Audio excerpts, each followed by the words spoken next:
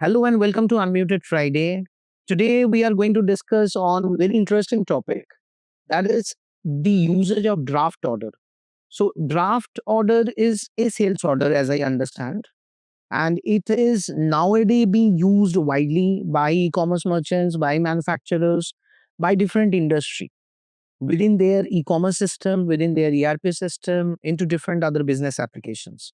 So to know more about this and to discuss about this, I have Deepta with me, who is sales team lead at AppSeConnect, and I'm Shubhajit, head of sales at AppSeConnect. So today we are going to discuss about this draft order feature. So Deepta, my first question to you is, what is a draft order? How is it different from a normal sales order? All right. So to begin with, hi everybody. Thank you, Subhajit, for having me today. So that's a very nice question, actually. So basically, a draft order, as you said, I absolutely agree to that, is a order, but it's not the final sales order, right? So a draft order is a document that can be created in on an ERP or in an e-commerce, which will give us a document specifically when the customers are ordering or are creating. It does gives us a document, but it will not have the promise to fulfillment, right? So it's the previous stage to the final order. Now this draft order is editable. It gives you a insight of, you can check the inventory, you can see if there are any edits that needs to be made, the credit limits can be checked. So it gives a complete control over the order before it is being committed for fulfillment or for invoicing. So that's how draft orders are, and that's how it is being used. Okay, so that was like I was thinking about that as a second question. Okay. That why draft order is being used by merchants? What are the scenarios? You mentioned about the different use cases. I'm sure these use cases will be little bit different when you are thinking, let's say, the draft order is being created in e-commerce like Shopify, or a draft order is being created within an ERP like SAP. Right. So, what are these different use cases? So there are different use cases. There are several like that. So when I said it can be created in Shopify, like on an e-commerce, it can be done through a sales rep for a customer, specifically for B2B orders, wherein the orders are large, complex orders. So a rep can log into the account and create these orders. So the organization company knows that the customer had so order of the sales rep on behalf of the customer has created the order. So I have this document, but I don't promise to fulfill it until and unless I check certain credibilities and certain checks. So every organization has the different checks. It can be credit limit. It can be if the stock is available. So all these checks can be done. An internal approval process can be done, and after that the order moves to the final order status, which will be a promise to shipment and invoicing. That's one scenario. The other scenario is when we are creating order on the ERP side. All right. So this specifically happens from the integration perspective, you can say. So order is created on the e-commerce, and then the integration is pushing this order to your ERP side, but it will be done on as a draft order. Again, internal process and internal approval on the from the backend ERP staff who are sitting there can check these details. They can be inventory, stock availability, credit limits. If the customer has a long list of credit and that needs to be cleared first, and then the new order will be placed, all these checks can be done. And once it is approved, and then it can move into the final sales order, wherein from there the invoicing and fulfillment is done.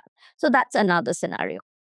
So these are different ways and scenarios how we can use our draft orders. Also, draft orders are very essential, you can say, and it is actually acts as a stage between a final order and and fulfillment, right? So it says it's in between. And it also acts as a very good transition point for B2B customers, which are large orders. There can be multiple lines, multiple line items, and it also will help, reduce reworking and editing the Same order. order every time. So once that is done, it's already finalized. Only then it is moved to final order. So that also reduces a lot of rework. So that is also there. So that's how it is also very, very essential. Oh, and another point I would like to add, for any solution or any product that is made to order, right? That is not off the shelf. The products are not off the shelf. So these orders, for make to orders, the draft order is a very helpful situation, because the order comes in, the organization can check the bill of materials. Right. They can check how long the lead time would be, and after that, only when they see that yes, it can be promised to fulfill, only then that can be moved to the skills order. Yeah. So there are several scenarios like this wherein we can use draft orders, which actually helps a lot in the business scenarios nowadays. So you mentioned about these cases. I'm sure these are some benefits. You mentioned that re-editing the same order is not required Right, when you are using draft order. So that's just one benefit. right. What are the other benefits it adds to the merchants? Right. So that's an interesting question, actually. So basically, as I said, reworking on the same orders means re-editing, that is there. Other than this, you get a very clear visibility of the ordered items, and since the back office team will already have the sales draft orders early, they can actually look into the inventory. They will, and there will be a lot less chaotic situations, because they will have all the ordered items. They can see and they can check. It can be inventory, it can be credits, it can be the availability. If the stock is not available, what kind of timeline it would require. Because if this order is placed, and that means the customer, if I'm a customer, for me, the merchant is promising that this is going to be invoiced and is going to be shipped. So that kind of timeline, that kind of commitment can be can be halted with draft orders, and an exact timeline and commitment can be offered to the customer. That also gives transparency, clarity to the merchant and customer relationship. So that also benefits a lot in the relationships. And as we know, relationships are Relationship. very, very important. So that's also there. So draft order, as I understand in summary, that it adds additional advantage. It helps the merchants to do checks and balances. They can have an approval cycle. It helps them to reprocess or wrongly process a sales order. Correct. So they will not wrongly process it. They can check their inventory. They can check their bill of material. They can check the credit line, the credit history, and then they can convert that into a sales order. Right. So in a summary, I think that's the that's the advantage of having draft order. Right. So anything else, Deepta, you'd like to add apart from this? Nothing additional to this, but yes, I absolutely agree that this definitely acts as an advantage. And since it is and it's a very simple process, it's not difficult at all. So any businesses can use draft orders as a transition stage to reduce a lot of manual efforts, to reduce a lot of work, and to definitely have a better visibility and clarity. So that's something which is very, very interesting Great. with draft So, orders. Deepta, thanks for all the insights. I'm sure the viewers, they have enjoyed it. And I'd like to request you to stay tuned with us.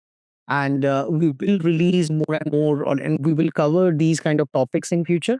So, Deepta, thanks for your time. Thank you very much. Thank you very much, everybody. Until next time. And would like to say to everyone, thanks for watching.